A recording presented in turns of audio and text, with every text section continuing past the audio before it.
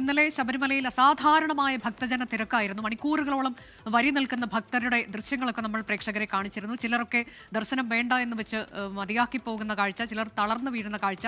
ഇതിപ്പോൾ ഹൈക്കോടതിയുടെ ഇടപെടൽ ഉണ്ടായിരിക്കുന്നു ഈ അസാധാരണ തിരക്കിൽ എന്നുള്ളതാണ് ഇപ്പോൾ വരുന്ന വാർത്ത. പരമാവധി ആളുകൾ അവിടെ കയറിയിട്ട് എന്താണ് പ്രയോജനം? ആളുകൾക്ക് നിൽക്കാൻ പറ്റുന്ന എത്ര സ്ഥലമുണ്ട് ശബരിമലയ്ക്ക് മുകളിൽ എന്നുള്ളത് കോടതി ചോദിക്കുന്നു. 4000 പേർക്ക് നിൽക്കാൻ പറ്റുന്ന ഒരു സ്ഥലത്ത് 20,000 പേരെ കയറ്റിയിട്ട് എന്താണ് കാര്യം? അവർക്ക് തൊഴാൻ കഴിയില്ലല്ലോ എന്നുള്ളതാണ് കോടതി പറയുന്നത്. അതുകൊണ്ട് തന്നെ 18ാം പടി തൊട്ട് സന്നിധാനം വരെ ഒരേ സമയം എത്ര പേർക്ക് നിൽക്കാനാകുമെന്ന് ഹൈക്കോടതി ചോദിക്കുന്നു.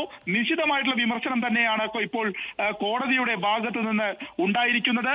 എല്ലാവരെയും ഒരുമിച്ച് ശബരിമലയിലേക്ക് സന്നിധാനത്തേക്ക് തള്ളിവിടുന്നത് ഒരു ശരിയായ രീതിയല്ല.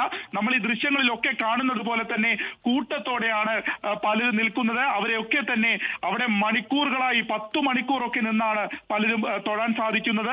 അപ്പോൾ ഇതിനു മുൻപില്ലാത്ത വിധം ഉള്ള വലിയ ഗുരുതരമായിട്ടുള്ള ഒരു പാളിച്ച, ഒരു വീഴ്ച, അത് ഈ ഒരു സുരക്ഷാ ക്രമീകരണങ്ങളൊക്കെ ഒരുക്കുന്ന കാര്യത്തിൽ ഉണ്ടായിരിക്കുന്നു എന്നുള്ളത് കോടതിക്ക് ബോധ്യപ്പെട്ടിരിക്കുന്നു എന്നുള്ളതാണ്. ഒപ്പം തന്നെ ശുചിമുറികൾ വൃത്തിയാക്കാൻ നിലവിൽ ആളില്ലെന്ന് കോടതി പറഞ്ഞിരിക്കുന്നു. കുട്ടികളെയും ഭക്തരെയും ഇങ്ങനെ ബുദ്ധിമുട്ടിക്കുന്ന കാര്യത്തിൽ അത് കണ്ടു നിൽക്കാൻ കോടതിക്ക് ആവില്ല എന്നുള്ളതുമാണ് പറഞ്ഞിരിക്കുന്നത്.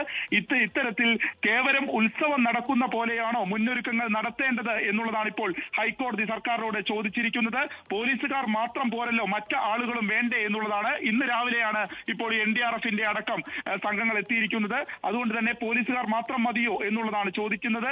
കുട്ടികളുമായി വരുന്നവരുടെ ബുദ്ധിമുട്ട് മനസ്സിലാകണം. ആളുകൾക്ക് ക്യൂവിൽ ശ്വാസം മുട്ടും, ശുചിമുറി വൃത്തിയാക്കാൻ ആളില്ല, വെള്ളമില്ല, 8 മണിക്കൂർ ക്യൂ നിൽക്കുകയല്ലേ ആളുകൾ എന്നുള്ളതും ചോദിച്ചു.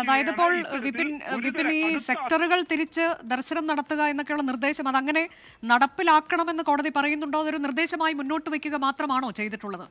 വിപിൻ,